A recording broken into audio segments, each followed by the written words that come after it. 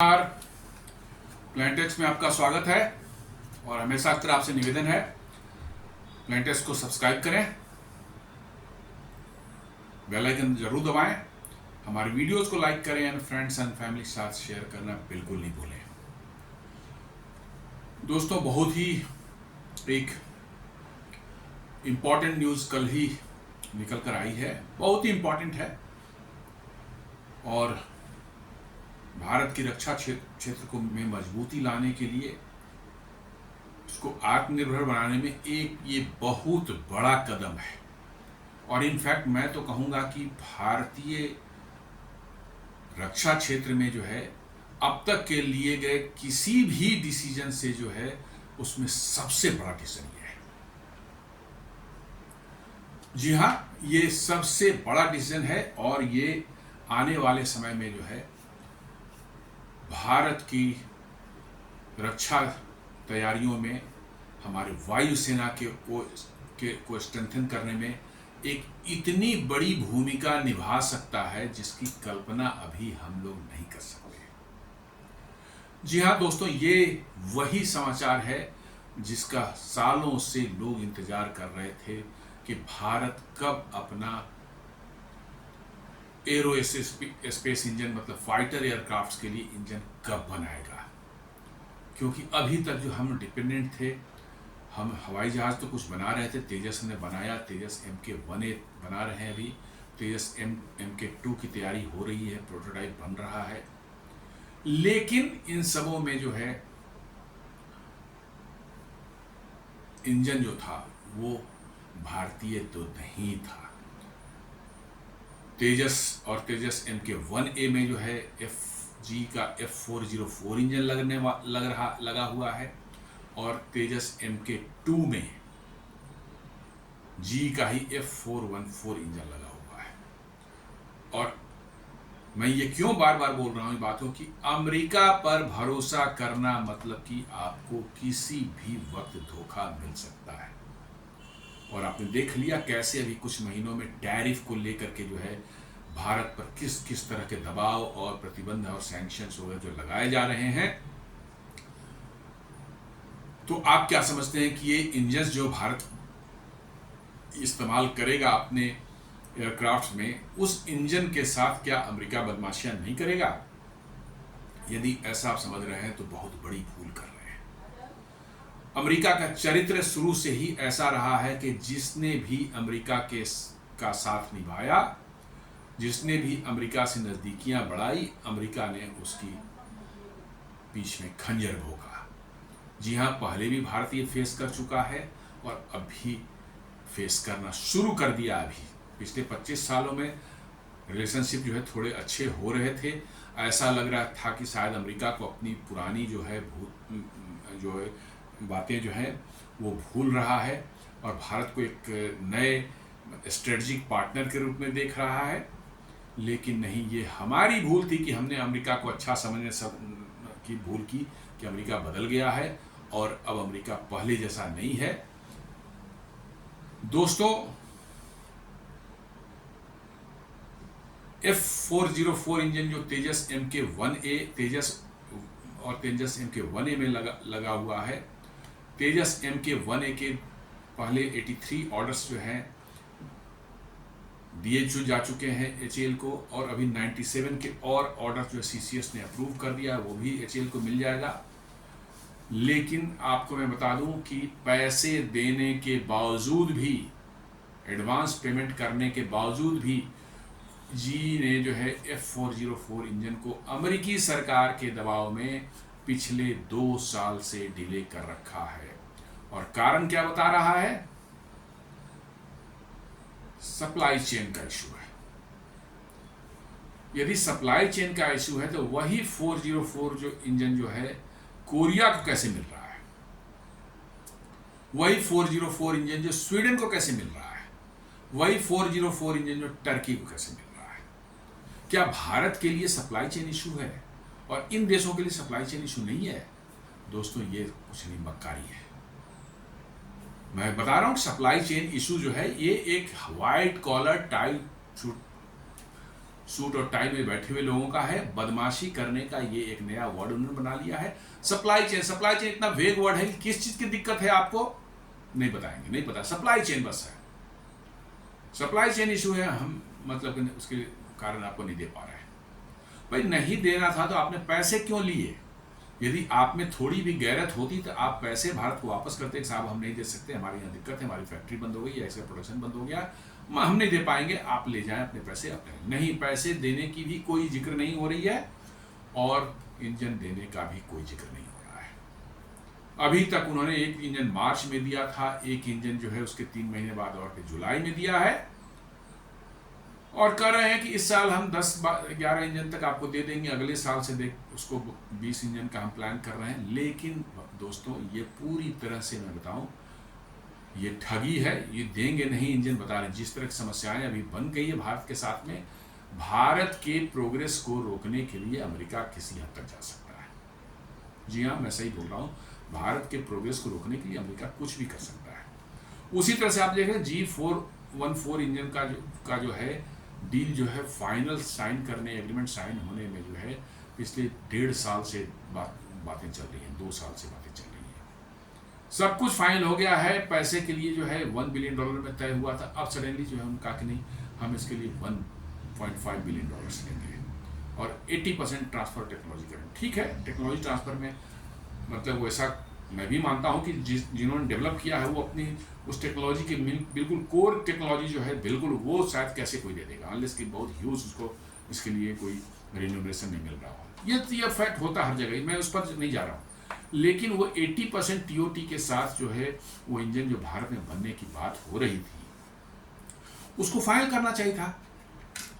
Hindustan aeronautics limited जो तैयार बैठा हुआ है, बार बार कह रहा है कि हाँ सारी चीज़ हमारी ओर से सब क्लियर है, $1.5 बिलियन ने बढ़ा दिया है, उस पर भी थोड़ा हिच था, लेकिन उस पर भी वो तैयार करने को तैयार है। क्या करेंगे, अब आप डिपेंडेंट हैं तो आपको पैसे ज़्यादा देने पड़ेंगे, लेकिन वो भी नहीं हो रहा है बिकॉज ये मक्कार जो है आपको टेक्नोलॉजी देना ही नहीं चाहते हैं। वो 80% टेक्नोलॉजी भी जो है वो भी नहीं देना चाहते, शेयर ही नहीं करना चाहते, क्योंकि ये जानते हैं कि जैसे ही ये टेक्नोलॉजी ट्रांसफ़र हो गया, एक बार इंजन भारत में बनने लगे, उनको इनकी जानकारी हो गई, टेक्नोलॉजी को उन्होंने समझ लिया, फिर उनका अपना सिस्टम जो है चालू हो जाएगा, वो बड़े पैमाने पर बनाने लगेंगे इंजन, और फिर अमेरिका की बादशाहत जो इंजन के मामले में है वो खतरे पड़ जाएगी। जी हाँ, ये सच्चाई है। यदि भारत में वो बनना शुरू हो गया तो फिर उसके बाद वो रुकने वाला नहीं है,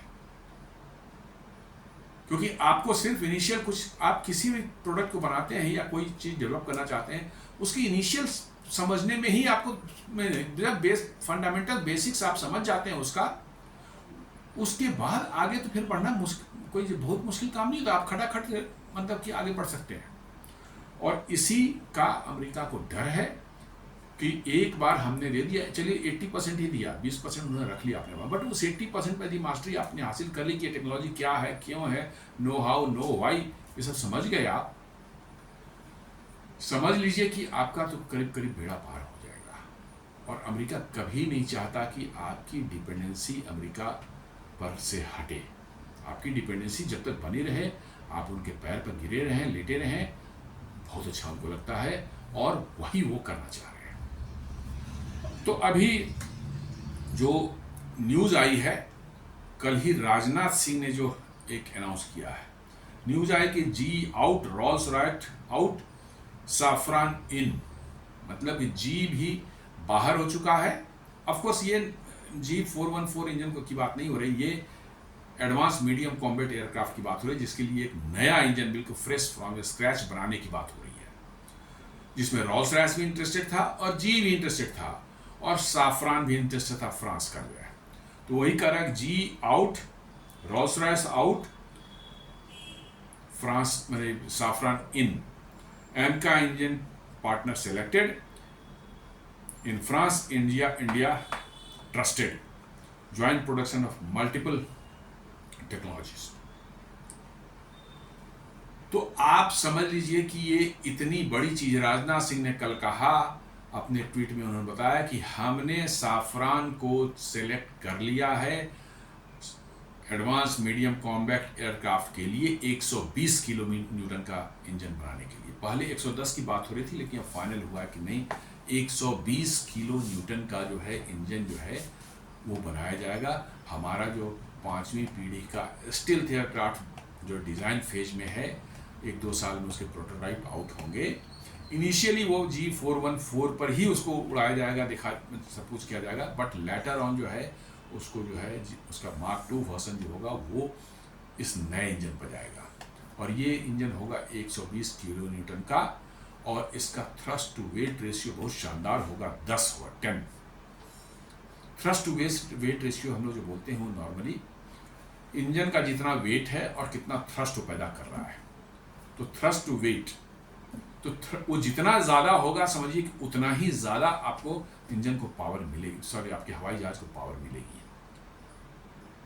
क्योंकि ये जितना कम होगा थ्रस्ट वेट, ये इंजन अपने वेट के हिसाब से बता रहा है इंजन का वेट कितना है और थ्रस्ट कितना दे रहा है, तो थ्रस्ट डिवाइडेड बाय इंजन का वेट वो है, फिगर है 10, मतलब अपने वेट से 10 गुना ये थ्रस्ट पैदा कर रहा है। तो जितना ज़्यादा ये फिगर होता है इतना मतलब उतना एक्स्ट्रा थ्रस्ट जो है आपको जो है आप हवाई जहाज को मिलेगी, हवाई जहाज को उतनी पावर मिलेगी, उतनी इलेक्ट्रिकल पावर भी एक्स्ट्रा ही जनरेट कर सकता है, और ये आपके 5th जनरेशन एयरक्राफ्ट के लिए बहुत वाइटल है। क्यों वाइटल है मैं थोड़ा सा बताना चाहता हूँ, फिर इसका डिटेल में हम चलते हैं। स्टील्थ एयरक्राफ्ट के लिए 2-3 चीज़ें इंपॉर्टेंट है। एक तो उसका इंजन इतना पावरफुल होना चाहिए कि वो सुपर क्रूज करा सके एयरक्राफ्ट को। सुपर क्रूज का मतलब होता है कि विदाउट आफ्टर बर्नर आपका इंजन जो है इतना पावरफुल है कि हवाई जहाज जो है उसको सुपरसोनिक स्पीड में उड़ा सकता है। आप जितने भी हवाई जहाज देखते हैं 4.5 जनरेशन के या उससे नीचे वाले जो हैं, वो सब हमेशा सुपरसोनिक नहीं उड़ते हैं, इस बात को ध्यान रखिए।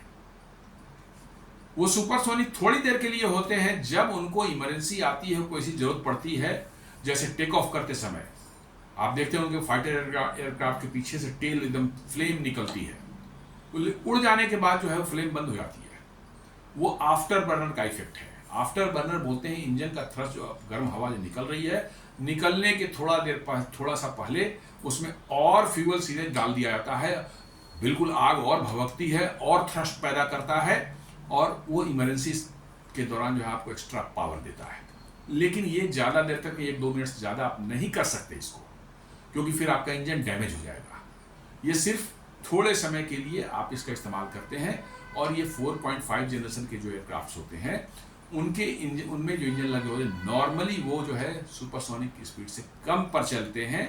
हाँ, जब इमरजेंसी आती है, आपको डॉग फाइट हो गया किसी एयरक्राफ्ट के साथ, जो है आप तेजी से मैन्यूवर करने के लिए जो है आप आफ्टर बर्नर इस्तेमाल करेंगे। आप टेक ऑफ करते समय उस समय ज़्यादा पावर चाहिए होता है, उस समय आप आफ्टर बर्नर का इस्तेमाल करेंगे, बट नॉर्मल टाइम में आफ्टर बर्नर इस्तेमाल नहीं करेंगे, क्योंकि आफ्टर बर्नर का इस्तेमाल जो है बहुत ज़्यादा खर्चीला है। इतने ज़्यादा मैंने नॉर्मल टाइम में इंजन जब चल रहा है, यदि आफ्टर बर्नर इस्तेमाल कर देंगे तो कम से कम 8 गुना 10 गुना जो है ज़्यादा इंजन मैंने तेल खाए, आपका फ्यूल कंज्यूम करेगा ये, क्योंकि आप उसमें कोई इफिशियंसी नहीं है। सीधे आपने जो उसका एग्जॉस्ट मैंने एकदम बिल्कुल हॉट एग्जॉस्ट जो निकल रहा है, उसी में आपने एक्स्ट्रा फ्यूल डाल दी, वो भभकता है तेजी से, और वो जो है आपको और पावर जनरेट करता है, लेकिन it can be done only for a short time. तो ये स्टील्थ एयरक्राफ्ट के लिए जो है आपके इंजन्स ऐसे होने चाहिए कि ये बिना आफ्टर बर्नर के इस्तेमाल किए हुए, जी हाँ, इसको ध्यान रखें इस बात का, बिना आफ्टर बर्नर का इस्तेमाल करते हुए जो है आपके एयरक्राफ्ट को सुपरसोनिक स्पीड में उड़ा सकें। ये स्टील्थ एयरक्राफ्ट की एक बहुत ही इंपॉर्टेंट क्राइटेरिया है, तभी ये स्टील्थ माना जाता है। इसका कारण आप समझें थोड़ा सा।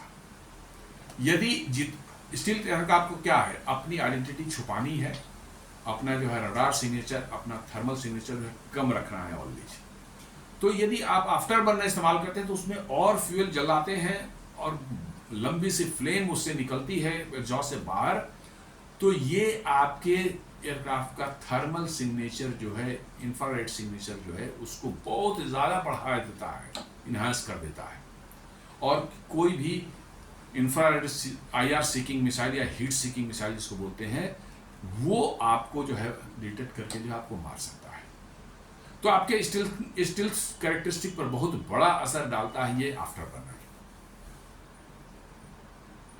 जी हाँ, ये आफ्टर बर्नर आपके स्टिल्थ कैरेक्टरिस्टिक पर जो है बहुत बड़ा असर डालता है। रडार सिग्नेचर हो सकता है आपका ठीक रहे, उसमें कोई दिक्कत नहीं है, लेकिन थर्मल सिग्नेचर इतना ज़्यादा बढ़ा देगा ये आफ्टर बर्नर इस्तेमाल करने पर जो है कि आपके एयरक्राफ्ट को जो कोई हीट सीकिंग मिसाइल या IR seeking missile, infrared seeking missile जो है, वो उसको खोज करके जो है गिरा देगा। इसलिए जो है ये एकदम बिल्कुल इसेंशियल रिक्वायरमेंट है कि आपका हवाई जहाज जो है, यदि स्टिल्थ आप उसको बना रहे हैं, तो उसमें इंजन की पावर इतनी होनी चाहिए कि वो हवाई जहाज को सुपर क्रूज करा सके without using the after burner. और यही एक्चुअली जो है इसमें जो किया जा रहा है कि विदाउट आफ्टर बर्नर के जो है इतनी पावर ये देगा।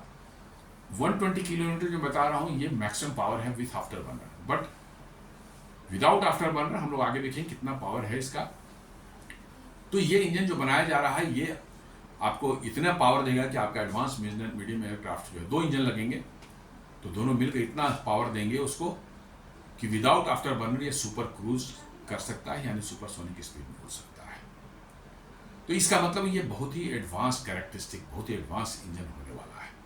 और ये भारत में DRDO का GTRE है, गैस टरबाइन रिसर्च एस्टेब्लिशमेंट, वो साफरान के साथ कोलैबोरेट करके जो है इसकी 100% TOT के, जी हाँ 100% TOT के साथ जो है, ट्रांसफर टेक्नोलॉजी के साथ में जो है ये भारत में बनेगी।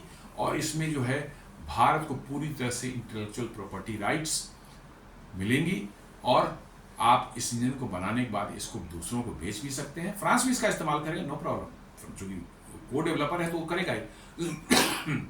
लेकिन भारत को ये अधिकार होगा कि ये इंजन किसी को दूसरे को भी बेच सकता है। तो आइए समझते हैं कि इसके मामले में क्या हुआ है। प्रिंट जो है वो एक न्यूज़ दे रहा है कि India and France to jointly develop and manufacture 120 kilometre engine for home grown advance medium combat aircraft. जी हाँ, ये उसी एयरक्राफ्ट के लिए बनाया जा रहा है इंजन। स्क्रैच से बनेगा, बिल्कुल नया इंजन होगा, ऐसा नहीं कि कोई पुराने इंजन मॉडिफिकेशन करके बनाया जा रहा है। ये बिल्कुल fresh engine from the scratch ये डेवलप किया जाएगा और ये भारत इस्तेमाल करेगा, फ्रांस को जरूरत होगी तो वो भी इस्तेमाल करेगा। और ये भारत में बनेगा। GTRE जो है इसका को डेवलपर है साफरान के साथ में। इंजन बनाने के लिए हो सकता है हिंदुस्तान एरोनॉटिक्स के कोरापुट प्लांट में जो है बन सकता है, या कोई प्राइवेट प्लेयर भी आ सकता है, नो प्रॉब्लम। गोदरेज एरोस्पेस ने अभी कावेरी इंजन बना के दिया है, उनके 8 वर्ष 6 दिया है, 2 और देने हैं उनको। तो गोदरेज एरोस्पेस के पास भी बहुत अच्छी खासी एक्सपर्टीज है इंजन बनाने की जो है, they can also join this program. The Tribune वो बता रहा है कि India partners with France Safran to build fighter jet engines domestically. ये सभी न्यूज़पेपर जो हैं ये अपने अपने एडिशन में छाप रहे हैं इसको। तो ये बहुत बड़ी न्यूज़ है कि आपके पास अब वैसी टेक्नोलॉजी होगी कि जो आप पिछले वर्षों से 30-40 सालों से जिसके लिए कोशिश कर रहे थे, बहुत पैसे भी खर्च किए, लेकिन खुद बना नहीं पा रहे थे। हालांकि अब आपने एक इंडिजिनसली जो कोशिश कर रहे थे कावेरी इंजन बनाने का, इनिशियली तेजस के लिए बनाया जा रहा था, बट तेजस डिले हो रहा था, इसलिए तेजस को जो है डीलिंग कर दिया गया कावेरी इंजन से जो है, और उसमें 404 लगा करके उसका काम किया गया। बट ये कावेरी इंजन अब जो है उसमें फर्दर इन्हांसमेंट करते करते इस स्टेज पर पहुंच गया है कि उसको Ghatak UCAV unmanned combat aerial vehicle में जो है इस्तेमाल करने लायक हो गया है। अब ये डिसीजन हो गया, अभी रशिया से टेस्ट होकर फाइनल आया है और ये ऑलमोस्ट डिक्लेयर का सर्टिफिकेशन वर्क चल रहा है। सर्टिफाई हो जाएगा तो घातक UCAV में जो है उसको लगाकर उसका इस्तेमाल किया जाएगा। वो करीब करीब ड्राई थ्रस्ट जो है आपको विदाउट आफ्टर बर्नर जो है 49 किलो न्यूटन का देता है। आफ्टर बर्नर लगा देंगे तो 78-79 किलो न्यूटन तक आप जा सकते हैं, लेकिन तेजस को चाहिए 85 किलो न्यूटन मैक्सिमम थ्रस्ट, तो वहाँ पर थोड़ा कम पड़ जाता है। लेकिन इसमें फर्दर इम्प्रूवमेंट की कोशिश लगातार की जा रही है। जी हाँ, फर्दर इम्प्रूवमेंट की कोशिश लगातार की जा रही है। थोड़ा सा इसका वेट भी रिड्यूस करना है, बिकॉज अभी ये करके 1150 किलोग्राम्स के आसपास में इसको कोशिश की जा रही है कि इसमें 100 किलोग्राम जो है तक रिड्यूस किया जाए। उससे फर्दर भी हो सकता है, लेकिन ये टारगेट रखा गया कि 100 किलोग्राम और रिड्यूस किया जाए, तो शायद इसका जो थ्रस्ट है उससे जो आपका तेजस को भी शायद उड़ा सकते हैं।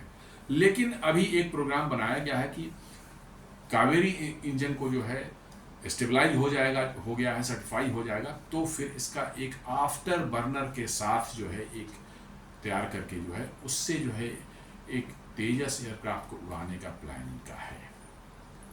जी हाँ, अर्लियर जो बना था इनका लिमिटेड सीरीज प्रोडक्शन में जो एयरक्राफ्ट बने थे, उसमें जो है इनको लगाया जाएगा और उससे जो इनको उड़ा कर देखा जाए कि इनकी किसकी क्या परफॉर्मेंस है। मेरा मानना है कि थोड़ा सा इम्प्रूवमेंट और हो जाए, 1-2 साल का और इसमें काम हो जाए, इसकी थ्रस्ट थोड़ी सी इम्प्रूव हो जाए और इसका वेट करीब 100 kg के आसपास है वो रिड्यूस हो जाए, तो आपका तेजस के लिए भी ये फिट हो सकता है। बट फिलहाल ये यूसी अभी घातक के लिए जो है इसको डिसाइड कर लिया कि this engine will be used in that. Weight कम करने के लिए आपको फिर वही कहा मैंने कि आपको मेटलर्जी की जानकारी होनी चाहिए, मेटलर्जी में आपको एक्सपर्टीज होनी चाहिए। हम लोग यही लैक करते हैं। आप इंडिया में चले जाएं किसी आईआईटी में, किसी बड़े इंजीनियरिंग कॉलेज में, जो है सारे के सारे लड़के कहाँ जाना चाहते हैं? सब कोई कंप्यूटर साइंस पढ़ना चाहता है। कंप्यूटर साइंस से जो है मैन्युफैक्चरिंग या प्रोडक्शन ये सब चीज नहीं होता। कंप्यूटर साइंस आपको किसी भी काम करने में हेल्प करता है, बस इट कैन हेल्प, डिजाइनिंग में आपको हेल्प करेगा।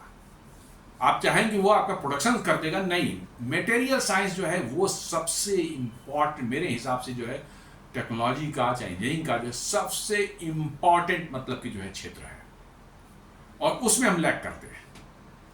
कोई बच्चा मेटलर्जी जो है नहीं पढ़ना चाहता, मेटलर्जी या मटेरियल साइंस नहीं पढ़ना चाहता। वो कंप्यूटर साइंस पढ़ेगा, चाहे इलेक्ट्रॉनिक्स पढ़ेगा, बहुत होगा तो इलेक्ट्रिकल जाएगा, मैकेनिकल आते आते उसका तो बिल्कुल है कि हम कोई कबाड़ कुछ वाली टेक्नोलॉजी पढ़ने जा रहे हैं, उसके बाद जो है फिर वो जाना नहीं चाहता।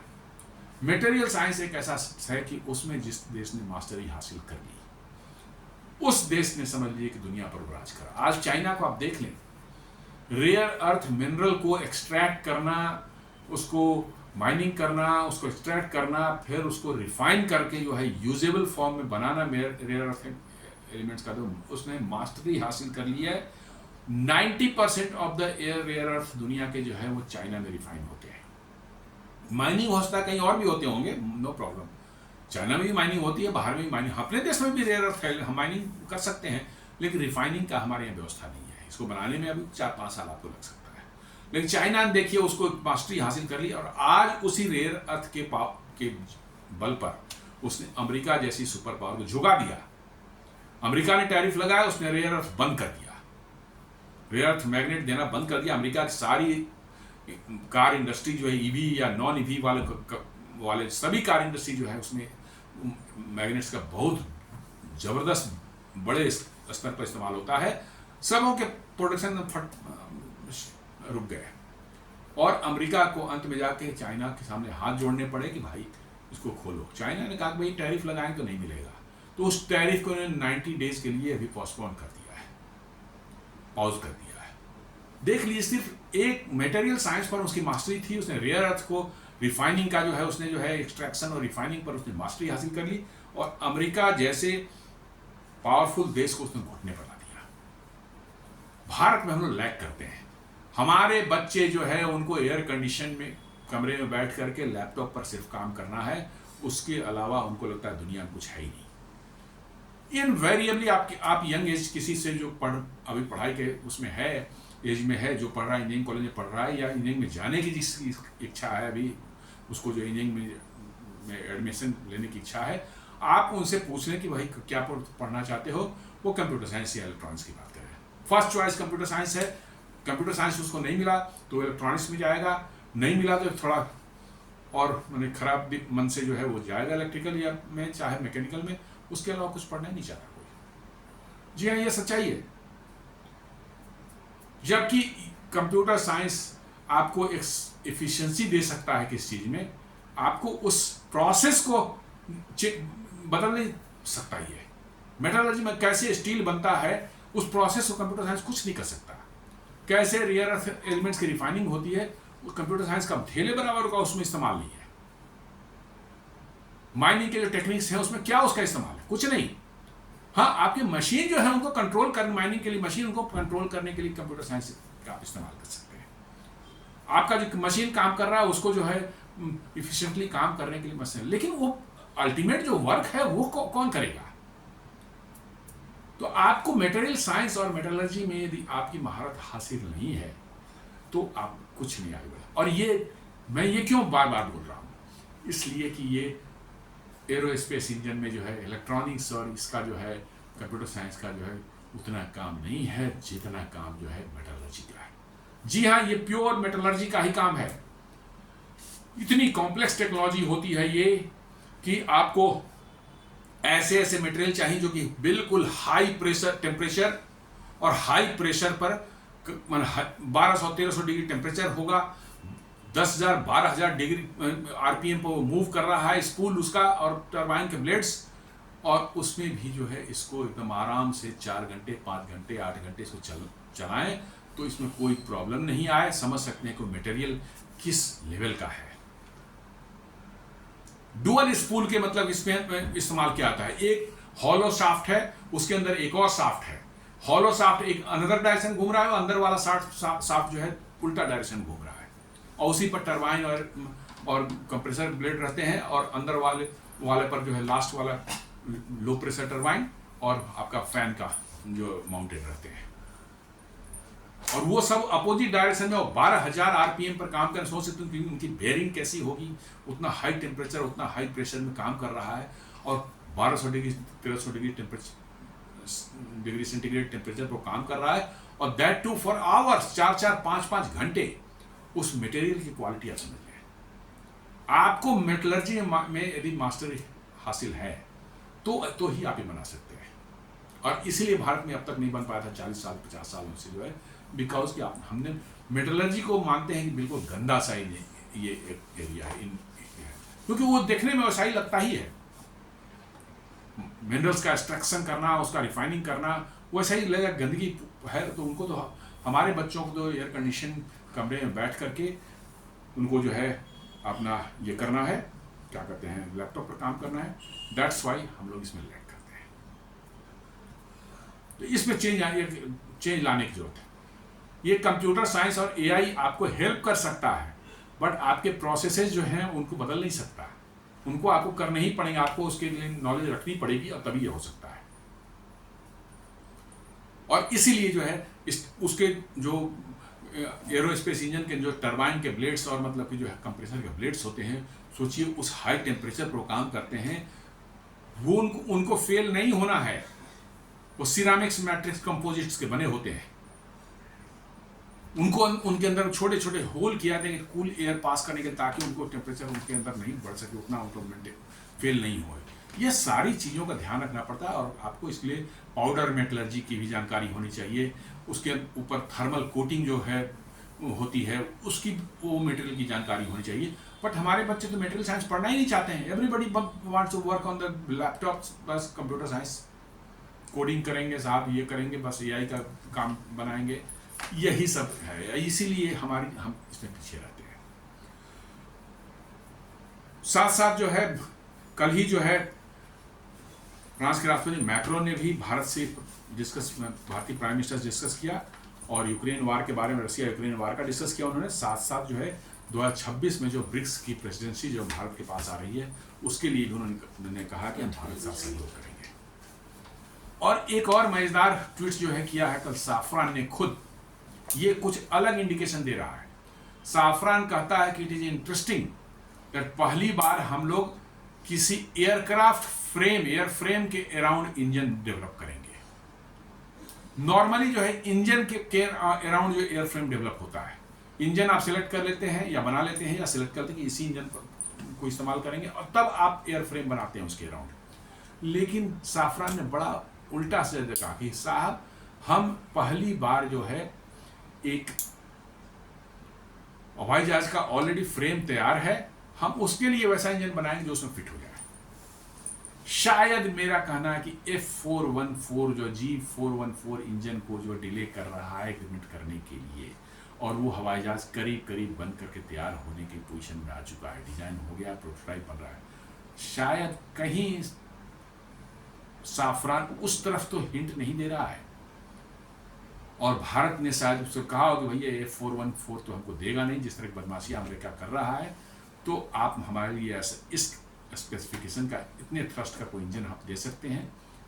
फ्रांस के पास है कैपेबिलिटी, उसके पास M88 इंजन राफेल का इंजन है, उसका एक मॉडिफाइड वर्जन T-Rex इंजन जो है बनाया जा रहा है, टेस्टिंग वेस्टिंग चल रही है, सर्टिफिकेशन के प्रोसेस में है, वो करीब करीब 95-96 किलोमीटर का थ्रस्ट देता है, और वो करीब करीब F414 जो G का इंजन है उसी कैटेगरी का इंजन है, मोरलेस उतना ही थ्रस्ट है, 1-2 न्यूटन का फर्क है, किलोमीटर का फर्क है। तो मुझे तो लग रहा है कि साहब अब जो है तेजस MK2 में भी ये G का 40414 इंजन जो है वो नहीं लगेगा, शायद ऐसा, क्योंकि साफरान ने जो ट्वीट किया है वो बड़ा ही इंटरेस्टिंग है, ऐसा होता नहीं है, लेकिन उसने कहा कि हम एक एग्जिस्टिंग एयर फ्रेम के लिए जो है एक इंजन डिजाइन करेंगे। तो ये फ्रांस जो है उसके साथ भारत की जो है ये बढ़ रही है नज़दीकियाँ, पहले से भी थी स्ट्रेटेजिक पार्टनरशिप फ्रांस का, बहुत से पहले हमने उनसे न्यूक्लियर कन्वेंशनल सबमरीन जो लिए स्कॉर्पियन क्लास के 6 बनाए, उन्हीं के टेक्नोलॉजी से बनाया, हमने मिराज 2000 लिया था, राफाल हमने अभी हाल में लिया है, और आगे भी राफाल के करीब 114 का जो है ऑलमोस्ट लग रहा है कि अब उसी से लिया जाए, क्योंकि वही एक रिलायबल पार्टनर है, अमेरिका पर तो भरोसा नहीं कर सकते, तो शायद वो भी बहुत बड़ा इंजन उसको ऑर्डर मिल जाए, और वो ऑर्डर मिल जाएगा तो आप मान के चलिए कि राफाल का प्रोडक्शन भी भारत में शुरू जरूर हो जाएगा, क्योंकि राफाल के एरो स्ट्रक्चर से उसका फ्यूजलाज तो ऑलरेडी बनने का ऑर्डर उसने टाटा एडवांस सिस्टम को दे रखा है। तो अब और इंजन का MRO भी यहाँ पर M88 इंजन का MRO का भी फैसिलिटी साफरान यहाँ भारत में बना रहा है। तो अब बचा क्या, अब थोड़े उसमें जो इलेक्ट्रॉनिक्स और उसके लाइन रिप्लेसेबल यूनिट्स और एवियोनिक्स वो सबको फिट करने वाली बात होगी, तो मुझे लगता है कि it is on that line. India and France have advanced their defense partnership with a proposed joint development and manufacturing agreement for 120 kilonewton thrust fighter jet engine। मतलब कि इन्होंने एक एग्रीमेंट कर लिया, एग्रीमेंट शायद साइन होना उनके ये हो गई, बातचीत हो गई, फाइनल हो गई कि हाँ हम लोग मिलकर के बनाएंगे। This initiative valued at approximately 61,000 crores, around 7.2 to 7.5 billion dollars, aims to power India's 5th generation advanced medium combat aircraft AMCA and potentially other future platforms। Not only AMCA but other future platforms जो होंगे उसमें भी इसका इस्तेमाल किया जाएगा, ऐसा बताया जा रहा है। Collaboration involves France Safran Group and DRDO Gas Turbine Research Establishment GTRE। Announcement in alignment with the India-France Horizon 2047 strategic road map. Bharat और फ्रांस के बीच में एक स्ट्रेटेजिक रोड मैप बना हुआ है जिसको बोलते हैं 2047 स्ट्रेटेजिक रोड मैप। 2047 क्यों? क्योंकि मोदी जी ने जो कॉल दिया है कि 2047 तक भारत को विकसित राष्ट्र बनाना है, उसी के तहत जो है भारत फ्रांस के साथ में जो है एक स्ट्रेटेजिक पार्टनरशिप है 2047 स्ट्रेटेजिक रोड मैप, उसी के तहत जो है ये इंजन वाला भी जो है एग्रीमेंट जो है ये होने वाला है। The first trench of एमका will use the US made general electric F414 engine. पहला जो है एमका का कुछ जो 18-20 जो बनेंगे जो दो स्क्वाड्रन, उसमें 414 वाला इंजन ही लगेगा, और उसके बाद के जो बैचेज होंगे करीब 5-6 जो स्क्वाड्रन्स होंगे उसमें ये नया वाला इंजन लगेगा 120 किलोमीटर के। क्यों? क्योंकि इसको बनाने में भी 8 से 10 साल लगे, कम से कम 8 साल लगेंगे, बहुत फास्ट हुआ तो 8 साल लगेंगे। तब तक आपका एमका जो बन के साथ रेडी होने कंडीशन में होगा तो F414 इंजन से जो है इनिशियली उसको पावर दिया जाएगा, और जब ये इंजन रेडी हो जाएगा तो फिर उसको F414 को हटा करके ये इंजन उसमें से जो नए जो है बनेंगे MK2 जो बनेंगे एमका के, वो इसी इंजन से बनेंगे। The new engine with 120 kilo Newton thrust, ये है आफ्टर बर्नर के साथ मैक्सिमम, लेकिन इसका जो विदाउट आफ्टर बर्नर है एक इंजन का 75 किलो न्यूटन, यानी दो इंजन रहेंगे तो आपको विदाउट आफ्टर बर्नर जो है आपको 150 किलो न्यूटन का थ्रस्ट आपको मिलेगा, जो कि एमका जैसे एयरक्राफ्ट जो 25 से 26 टन का होगा उसको आराम से सुपर क्रूज करा सकता है। विदाउट आफ्टर बर्नर के आपका एयरक्राफ्ट जो है सुपरसोनिक स्पीड से उड़ सकता है। Support super cruise and features high power to weight ratio, digital control, FADEC जिसको बोलते हैं full authority digital engine control. ये मतलब कि आजकल के सारे जितने भी एरो इंजन होते हैं उनके सारे कंट्रोल्स डिजिटल होते हैं और उसको जो है बोला जाता है FADEC, full authority digital engine control, उससे लैस होंगे। एंड मॉड्यूलर डिजाइन ताकि मेंटेनेंस आसान हो। आपको मॉडलर है, आपको कोई चीज़ बदलनी है तो बस एक मॉड्यूल हटा ला और दूसरा मॉड्यूल डाल दिया उसमें, आपका एयरक्राफ्ट जो मैंने इंजन जो है रेडी हो। It used advance technology like single crystal blades, laser drilling and cooling system, but won't initially include adaptive cycle से टेक्नोलॉजी। इसमें काफ़ी एडवांस चीज़ें हैं, जैसे कि सिंगल क्रिस्टल ब्लेड है, वो तो मस्ट है आपको। देन लेजर ड्रिलिंग है, उसके अंदर में जो ब्लेड्स को कूल करने के लिए हवा जाने के पतली पतली बहुत माइक्रो होल्स बनाए जाते हैं, वो लेजर से किया जाएगा। और कूलिंग सिस्टम जो है उसके अंदर बनाया जाएगा, ठंडी हवा से ब्लेड्स को कूल रखा जाए, तब जबकि वो 12,000 आरपीएम पर घूम रहे हैं और उसके अंदर हवा डाल कर ठंडा कर रहे हैं। बट इनिशियली जो है ये आपको एडेप्टिव साइकिल टेक्नोलॉजी नहीं है। एडेप्टिव साइकिल टेक्नोलॉजी बेसिकली आप कहते हैं उसको जिसमें कि यूज के हिसाब से, सिचुएशन के हिसाब से इंजन अपना पावर एंड थ्रस्ट जो है बदलता है, चेंज करता है। जब आप रिलैक्स वे में उड़ रहे हैं, नहीं कर रहे हैं, बहुत ज़्यादा कोई मैन्यूवर करने की जरूरत नहीं है, तो इंजन अपने आप जो है अपना पावर कम कर लेता है। इससे आपकी फ्यूल इफिशिएंसी बढ़ती है और कोई खास नहीं है, इससे फ्यूल इफिशिएंसी आपकी बढ़ेगी। Timeline development over 10 years with production readiness by 2035 to align with the AMCA MK2 production induction. AMCA MK2 का उस समय तक प्रोडक्शन शुरू होने की संभावना है, तब तक ये इंजन भी अवेलेबल हो जाएगा, तो ये MK2 में ये लगेगा उसका। AMCA prototypes are targeted for roll out in 26-27, first flight in 2028, certification by 2032 and series production by 2035। 2035 से आपके जो है सीरीज प्रोडक्शन उसके शुरू होने के हैं। उसी समय के आसपास में ऐसा उम्मीद किया जा रहा है कि ये इंजन आपका रेडी हो जाना चाहिए। कॉस्ट एंड स्कोप कहता है कि ये स्कोप से 61,000 करोड़ फॉर को डेवलपमेंट इंक्लूडिंग फुल TOT, मतलब इसमें फुल ट्रांसफर और टेक्नोलॉजी इन्वॉल्व है। ऐसा नहीं है कि थोड़ी बहुत चीज़ें सिखा दिया और भैया हमारे यहाँ से मंगा लेना, इंपोर्ट कर लेना और असेंबल कर, नहीं, फुल TOT और साथ साथ machine manufacturing, testing and maintenance के लिए जो है आपको जो मशीन टूल्स होंगे वो सब आपको दिए जाएंगे, क्योंकि इसमें बहुत प्रेसिजन ड्रिलिंग कटिंग के जो है रिक्वायरमेंट होती है। जरा सा भी मतलब कि एक फ्रैक्शन ऑफ मिलीमीटर भी आप उसमें टॉलरेंस नहीं इधर उधर कर सकते। इसके लिए बहुत ही प्रिसाइज जो है लेजर वाले टूल्स से कटिंग की जाती है, ब्लेड्स बनाना, ये सब बनाना, बहुत चीज़ों के लिए जो है। तो ये कह रहा है कि वो सारी मशीन टूल्स वगैरह जो है वो सब आपको दिया जाएगा विथ फुल टेक्नोलॉजी। कि तो आपके यहाँ प्रोडक्शन फैसिलिटी जो है फुल फ्लेजेड वे में आप बना लें। It is given to you with no how and no why. No how और नो व्हाई में फ़र्क क्या है? नो हाउ में आप जानते हैं कि भैया ऐसे ये काम करता है, लेकिन नो व्हाई में आते ऐसे क्यों काम करता है, इसी तरह से हमको इसको काम क्यों करवाना है, या इस तरह से काम कर क्यों रहा है, वो नॉलेज आपके अंदर नहीं है। सिर्फ बता दिए कि हाँ भाई ये लगा दोगे ऐसे काम करेगा, लेकिन ये हम क्यों लगाएं ये नहीं बताया जाता। तो यहाँ पर no how and no why दोनों ही आपको दी जा रही है। मशीन टूल्स भी दे जा रहे हैं सारा फैक्ट्री स्टैब्लिश करने के लिए, और साथ साथ जो है आपको जो टेक्नोलॉजी सिंगल क्रिस्टल ब्लेड तैयार करने की टेक्नोलॉजी, उसकी कोटिंग जो हीट बैरियर्स उसको लगाया जाता है, पाउडर मेटलर्जी की टेक्नोलॉजी, ये सारी टेक्नोलॉजी आपको दी जाएगी ताकि आप उसको आराम से खुद से बना सकें और फ्यूचर में उसको मॉडिफाई करके फर्दर अपग्रेड करके इंजन की को और इन्हांस करने की जरूरत पड़ेगी। तो आप उन टेक्नोलॉजी का, चूंकि आपको ज्ञान हो जाएगा उसका, तब बना सकते हैं। और फिर बाद में खुद ही स्क्रैच से नई इंजन जो है और भी डिजाइन कर सकते हैं, बना सकते हैं। क्योंकि टेक्नोलॉजी नहीं है इसलिए आज हम नहीं बना पा रहे हैं। कॉस्ट जैसे बताइए, this covers critical intellectual property. Intellectual property मिलना बहुत जरूरी है, क्योंकि आप जब बनाएंगे तो उसको अपने हवाई जहाज में लगाएंगे और फिर बेचना चाहेंगे किसी दूसरे को, तो जिसका इंजन है वो आप पर हाथ लगा देगा कि नहीं लगा कर सकते हो, मेरा इंजन है, मेरे परमिशन वगैरह नहीं मिलेगी। लेकिन फ्रांस कह रहा है कि नहीं, आपको इंटेलेक्चुअल प्रॉपर्टी राइट फुल मिलेगा, आपका ही माना जाएगा कि ये आप ही का है। Enabling India to produce, modify and export the engine independently. ये प्रोड्यूस भी कर सकते हैं, आप मॉडिफाई भी कर सकते हैं इसको फ्यूचर में, और बेच भी सकते हैं।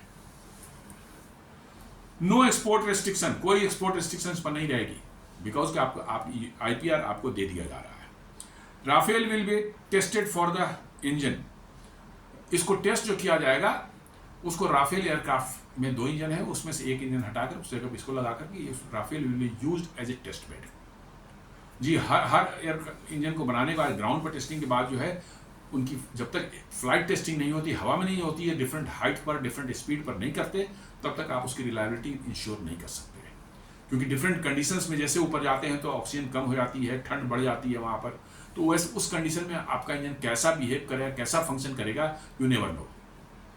तो इसलिए जो है आपको फ्लाइट टेस्ट करना, टेस्ट बेड के होना चाहिए। इस केस में राफेल जो होगा वो फ्लाइट टेस्ट बेड होगा, क्योंकि उसमें ऑलरेडी एक इंजन लगा हुआ है। तो एक इंजन आपने नया इंजन टेस्टिंग के लिए, तो उसमें कोई प्रॉब्लम आ भी जाए तो आप उसको बंद करके जो है एक सिंगल राफेल का इंजन से आराम से आप उतर के वापस आ सकते हैं, इसलिए वही इस्तेमाल होगा। Full production of the engine in the country, पूरा का पूरा इंजन जो है पूरी तरह से जो है उसका एक पार्ट पुर्जा जो है भारत में बनेगा। को टेस्टिंग एंड को certification of the new engine, साथ दोनों मिल करके भारत और फ्रांस मिलकर टेस्टिंग भी साथ करेंगे और सर्टिफिकेशन भी साथ करेंगे, ताकि ये इंजन फ्रांस में भी इस्तेमाल हो सके। TOT on both material and technology, manufacture them locally, tools and machinery, सारा कुछ जो है आपको मिलेगा। मेटलर्जी का की भी टेक्नोलॉजी आपको मिलेगी, और साथ मटेरियल साइंस की भी टेक्नोलॉजी मिलेगी जो इसमें इस्तेमाल हो रहा है, कैसे उसको बनाया जाता है, उस मटेरियल को वो भी दिया जाएगा, ताकि अपने देश में ही आप रॉ मटेरियल से बना सकें उसको, आपको इंपोर्ट करने की जरूरत नहीं मिलेगी। मतलब आपको पूरी तरह से एक इंडिपेंडेंट, मतलब कि इंडिपेंडेंस आपको मिल जाएगी उसमें। Sources indicate potential extensions to platforms like twin engine jet-based fighter TED-BF for the Indian Navy as timeline TED-BF operational by 2038 सब मैच करता है। एक अनदर प्रोग्राम चल रहा है twin engine deck based fighter, जो है वो आपके एयरक्राफ्ट कैरियर के लिए जो है डबल इंजन का एयरक्राफ्ट बनाने का एक प्रोग्राम चल रहा है हाल के बाद में। अभी मतलब कि जो है एरोनॉटिकल डेवलपमेंट एस्टेब्लिशमेंट से जो है वो कर रही है अभी। तो वो TED-BF जो है उसमें भी कह रहा है कि ये, चूंकि उसका भी टाइमलाइन वही है 2035, 36, 37 के आसपास वो भी आएगा, तो ये कह रहा है कि ये इंजन उसमें भी इस्तेमाल हो सकता है, इसलिए जो है वो हवाई जहाज भी इसी इंजन के अराउंड डिजाइन किया जाएगा, ऐसा बताया जा रहा है। क्योंकि दोनों एमका और वो दोनों एक साथ में थोड़ा बहुत आगे पीछे आएंगे, तो एक ही इंजन से उसमें भी वही इंजन लगेगा और एमका में भी सेम इंजन लगेगा। तो इससे और ज़्यादा उस इंजन की वॉल्यूम जो है बहुत ज़्यादा बड़े पैमाने पर इसका प्रोडक्शन करना होगा आपको।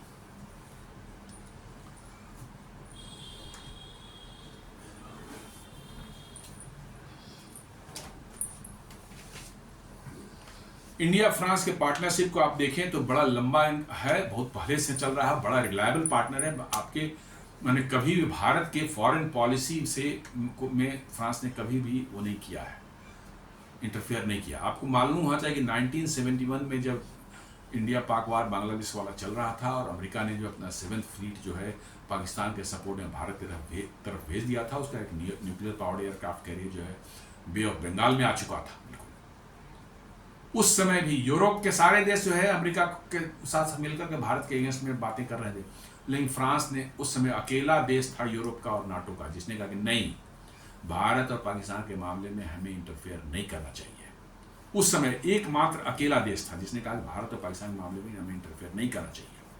और आप देख लें जितने भी डिफेंस आपके कॉपरेशन साथ में हुई है, आप पास में भी जितने सबमरीन्स आपने लिए, एयरक्राफ्ट लिए, मतलब कि जो है उन सबों में जो है फ्रांस ने जो है आप पर किसी तरह कोई एंड यूजर यूज रेस्ट्रिक्शन नहीं लगाए, जो कि अमेरिका हमेशा लगाएगा। आप हवाई जहाज खरीद रहे हैं, आप इसके अगेंस्ट में इस्तेमाल कर सकते हैं, इसके अगेंस्ट में नहीं कर सकते हैं, इसके अगेंस्ट में कर सकते हैं, इसके अगेंस्ट में नहीं कर सकते हैं। ये आपके साथ उसमें लिख करके आपको दस्तखत करनी पड़ेंगे और फिर लास्ट मोमेंट में आप फंस जाएंगे कि साहब आपकी लड़ाई जिस देश के साथ में है, जिसके अगेंस्ट उसमें लिखा हुआ है, उसके साथ आप उसके अगेंस्ट में इस्तेमाल नहीं कर सकते। और यदि आप करें तो आज के करंट जो उनके एडवांस एयरक्राफ्ट हैं उनमें किल स्विच उन्होंने लगा रखा है, वहीं अमेरिका में बैठे बैठे आपके एयरक्राफ्ट को ऐसा करने को उड़ ही नहीं पाएगा वो। तो ये सारी बदमाशियां वहां पर, बट फ्रांस के साथ ये कहीं कुछ नहीं है। दे गिव यू ए बिल्कुल क्लीन एयरक्राफ्ट जिसमें किसी तरह कोई रिस्ट्रिक्शन नहीं है, आप जैसे चाहे इस्तेमाल करें उसको, जिसके अगेंस्ट में चाहे इस्तेमाल करें, it doesn't matter. Economic and industrial ties, Safran's expansion in India, including the Hyderabad MRO and potential supply chain localization, fosters job creation and aerospace ecosystem. Actually उन्होंने हैदराबाद में एक MRO बनाया है, इसका M88 का नहीं, वो है उनका लीप इंजन, जो कि जी और साफरान के कोलेब्रेशन में एक CFM इंटरनेशनल करके जो है कि एरो इंजन बनाने वाली कंपनी है, जो कि एयरबस और बोइंग के लिए इंजन बनाती है, उसमें इस्तेमाल होता है, बड़े बड़े इंजन होते हैं, लीप इंजन बोलते हैं उनको। उनके MRO की फैसिलिटी साफरान ने ऑलरेडी जो है बना रखा है, कहाँ, हैदराबाद में। और M88 का वो बनाने जा रहा है, कहाँ साफरान बनाने जा रही है, जेवर इंटरनेशनल एयरपोर्ट के पास में उनका MRO फैसिलिटी है। MRO मतलब कि मैसिव फैसिलिटी हो जहाँ मेंटेनेंस, रिपेयर एंड ओवरहॉल होता है, सिर्फ असेंबली का काम नहीं होता है और सब कुछ होता है। तो वो बनाने जा रहे हैं, जो कि फ्रांस के बाद दुनिया में दूसरा होगा। मतलब दूसरे किसी देश जैसे कतर है, UAE है, सब खरीद रहे हैं राफाल, उनके इंजन रिपेयर होने के लिए भारत में ही आएंगे।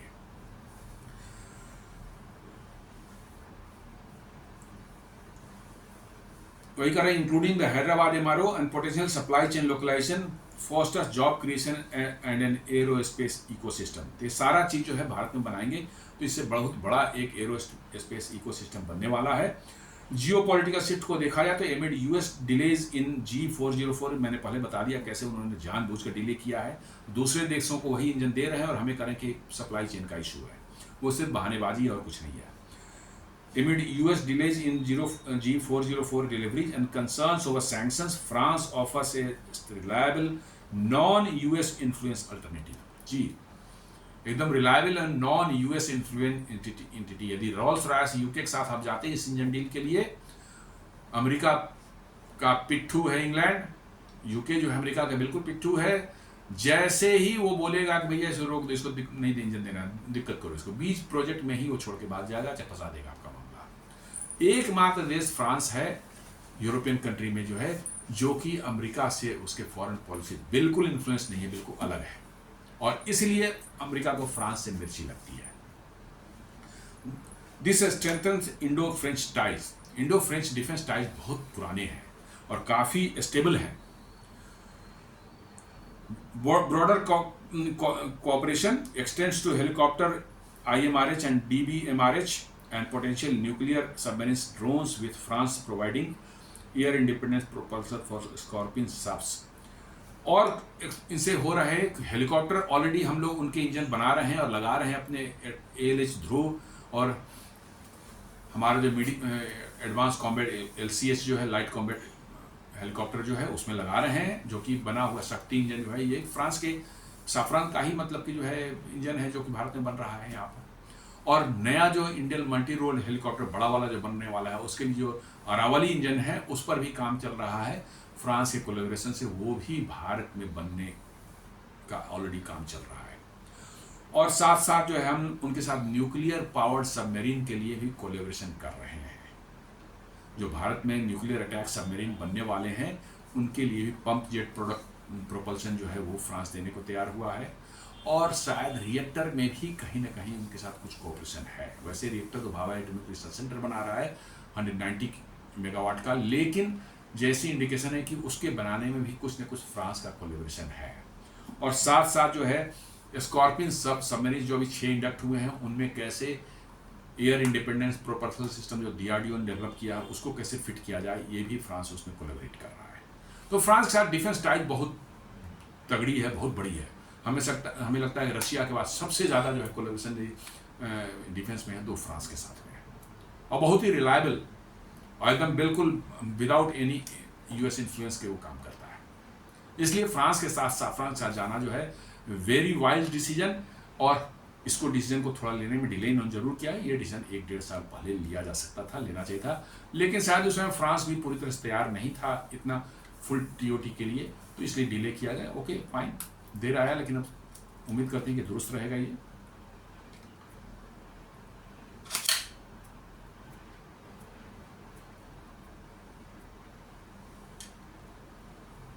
What it means for MK is देखिए technological advancement, the engine surpasses G404 in thrust, 120 kilometre versus 19 kilometre. 414 पर पहले प्लान किया गया था, तो वो तो 98 किलोन्यूटन का था, ये 120 किलोमीटर का था। थ्रस्ट में एक बहुत बड़ा जंप होगा।